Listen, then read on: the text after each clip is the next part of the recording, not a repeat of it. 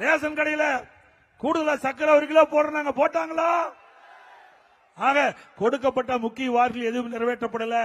அதே போல விவசாயிகளுக்கு நெல்லுக்கு ஒரு குவிண்டாலுக்கு 2500 ரூபாய் கொடுக்கறாங்க, கொடுத்தாங்களா? கரும்புக்கு ஆதார விலை 4000 ரூபாய் கொடுக்கறாங்களா, கொடுத்தாங்களா விவசாயிக்கு? ஆக முழுக்க முழுக்க விவசாயிகளை ஏமாற்றி அரசாங்கம், பொதுமக்களை ஏமாற்றி அரசாங்கம் மீண்டும் தமிழகத்தில் வருவதற்கு துடித்துக் கொண்டிருக்கிறார்கள். அந்த ஆட்சி மீண்டும் வர வேண்டுமா?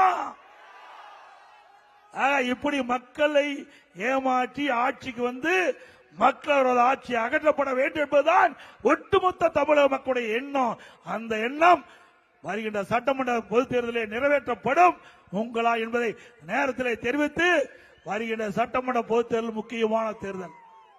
இந்த சர்வாதிகார ஆட்சி, குடும்ப ஆட்சி, வாரிசு அரசியலுக்கு முற்றுப்புள்ளி வைக்கின்ற தேர்தல் சட்டமன்ற தேர்தல். ஆகவே இந்த பெருந்துறை சட்டமன்ற தொகுதியில் இருக்கின்ற வாக்கா பெருமக்கள் அத்தனை பேரும் எங்களுடைய கூட்டணி கட்சியுடைய வேட்பாளர்களை ஆதரித்து வெற்றி பெற செய்வீர்கள் என்று இந்த நேரத்தில் தெரிவித்து, இந்த ஆட்சிக்கு வந்த பிறகு மின் கட்டணம் உயர்வு 57% உயர்ந்து விட்டது. ஆண்டுக்கு 6% மின் கட்டணம் உயர்வு.